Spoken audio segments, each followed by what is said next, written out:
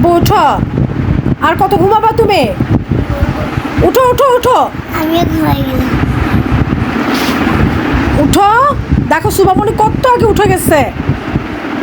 এই সমুদ্র বাবা উঠো, এই উঠবা না?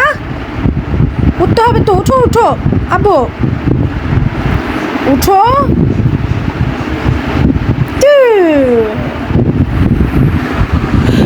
আসসালামু আলাইকুম এভরিওয়ান, কেমন আছেন সবাই? আশা করি ভালো আছেন। আলহামদুলিল্লাহ আমরাও ভালো আছি। কাছে কিংবা দূরে, দেশ কিংবা দেশে বাইরে, যে যেখান থেকে ভিডিওটা দেখছেন সবার প্রতি রইল দোয়া ও ভালোবাসা। Welcome back to Bangladeshi blogger mam. এই তো সকাল সকাল অনেক ব্যস্ত হয়ে পড়লাম কাজে। যাই হোক, ছেলেটাকে ঘুম থেকে উঠানোর পর ও উঠতেই চাচ্ছে না। অনেক কষ্ট করতেছি ওকে নিয়ে, যে ঘুম থেকে উঠো উঠো উঠো, উঠতেই চাচ্ছে না। আমি এইদিকে একটু ঘর দোর একটু গুছাচ্ছি। আসলে যার বাচ্চা কাচ্চা আসছে সেই বুঝে ঘর দোরের পরিস্থিতি কী করে রাখে। তো যাই হোক, এই যে আজকে প্রায় 2-3 দিন থেকে গুড়ি গুড়ি বৃষ্টি হচ্ছে, তো অনেক জামা কাপড় এই যে হয়ে গেছে জমা, এগুলা শুকানো হয়েছে, ঘরে টরে দিয়ে শুকায় নিচ্ছি। এগুলো এই যে ভাঁজ করব।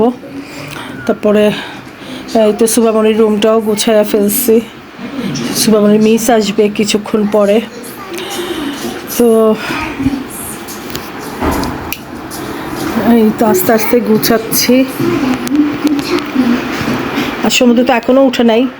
এই তো সমুদ্রের রুমটাও গুছিয়ে বের হলাম। ওর রুমে না বালিশ, আমি খাটে রাখলেই বালিশ নাই। বালিশ কই উধাও হয়ে যাবে জানি না। এই তো সুবামনের ট্রলিটা আমি উঠে ফেলবো, কারণ এখন যে পরিস্থিতি বাইরে ট্রলি নিয়ে হাঁটাও রিস্কি।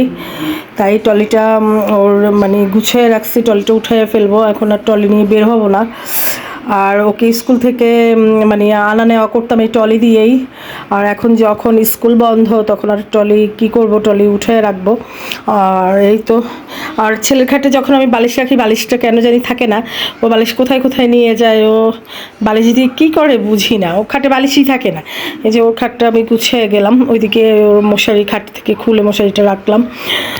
আর এই তো ছেলের আসলে ছেলে পড়ার টেবিলটা সবসময় অগোছালো থাকে, একদম সবসময় আমি গুছিয়ে রাখার চেষ্টা করি, তারপরেও অগোছালো করে ফেলে।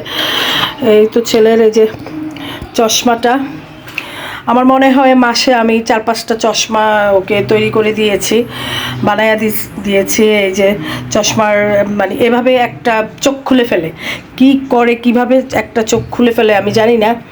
এই তো এই নিয়ে অনেকটা চশমা ওর এভাবে ও ভেঙে ফেলছে বা খুলে ফেলছে। তো এবার আর ওকে চশমাই দিব না, বলতেছি না তোমাকে চোখে দেখা লাগবে না। তো এই তো এখনও চশমাটা ঠিক করা হয় নাই। আর পরিস্থিতি তো বাইরের কেমন জানেনি, সেজন্য আর বের হচ্ছি না। তো যাই হোক, দেখি সন্ধ্যার পরে যদি বের হই চশমাটা নিয়ে বের হব, কারণ অনেক দিন হয়ে গেছে ছেলের চশমাটাই এরকম। তো ছেলে ঘুমাচ্ছে, তাই ছেলের কম্পিউটার নিরিবিলিও ঘুমাচ্ছে, ছেলেও ঘুমাচ্ছে, ছেলের কম্পিউটারটাও ঘুমাচ্ছে। এখানেও কিছু জামা কাপড় আছে, এগুলো শুকানো জামা কাপড়, কিছু আয়রন করা হবে, আয়রন স্ট্যান্ডের মধ্যে দিয়ে রাখছি, যে কিছু কিছু জিনিস আয়রন করা হবে। আর ছেলেকে তো কিছুক্ষণ পর পরে আমি উঠাচ্ছি, উঠতেছে না। ওইদিকে আমার ভাত হচ্ছে, তরকারি রান্না হয়ে গেছে মুরগি দিয়ে, তারপর পেঁপে ঝোল দিয়ে। কেন জানি ফিল্টারের পানিটা পড়তেছে না, পানি দিচ্ছি তারপরও পানিটা পড়তেছে না, বুঝতেছি না পানিটা কি হয়েছে, ফিল্টারের কি হয়েছে। তো যাই হোক, আজকের ব্লগটা কন্টিনিউ করতেছি। এই সুবামা কি করতেছে, আমি এই তো আমার বাবাটা উঠে গেছে। বাবা ব্রাশ করো, আগে উঠতে হয়নি। ঘুম ভাঙে না আগে।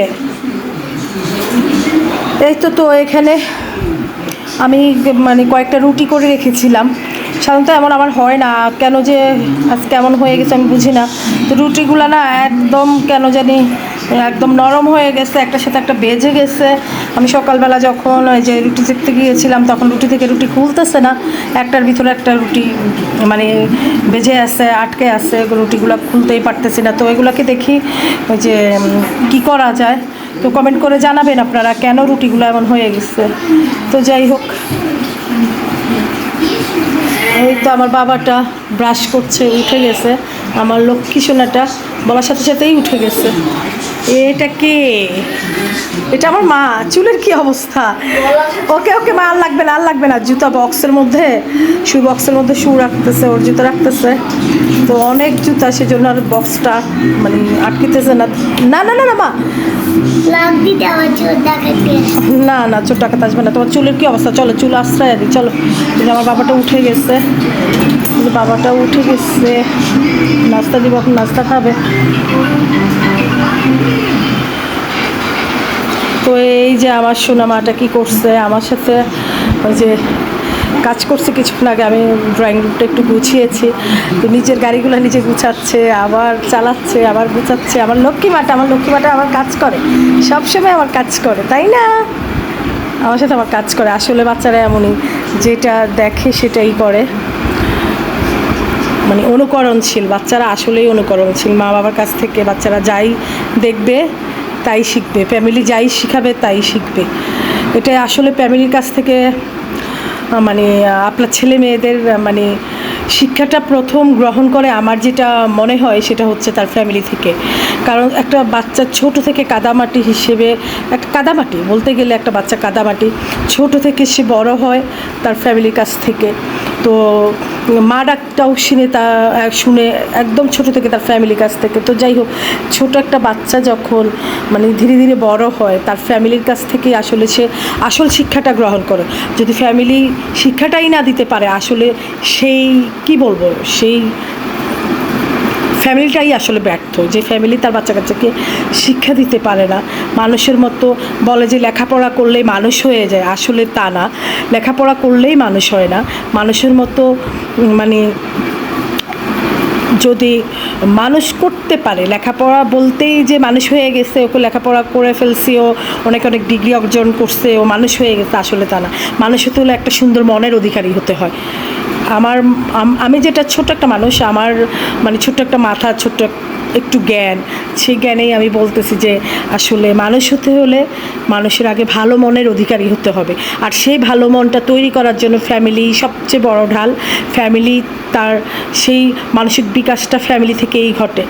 তো এই তো আসলে একটু বড় বড় কথা বলে ফেলছি, তাই না?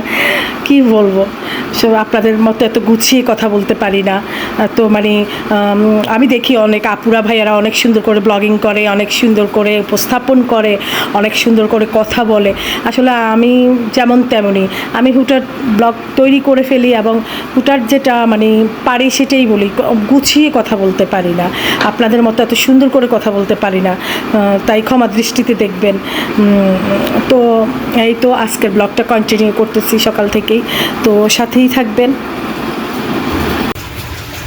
এই যে এখানে সুবাবার দুধ গরম করলাম, আমার দুধ কই? এই যে গরম হচ্ছে। এখানে এই যে দেশি মুরগি দিয়ে পেঁপে দিয়ে রান্না করলাম। আমি এই তো গরম গরম ভাত হলো। না না ফিল্টার থেকে পানি আনছি তাই কেন? তোমাকে খাওয়ার জন্য। ও মা, আসসালামু আলাইকুম। আজকে ব্লগটা একটু গেছিল, সবাই আপনারা সাপোর্ট করবেন প্লিজ প্লিজ প্লিজ।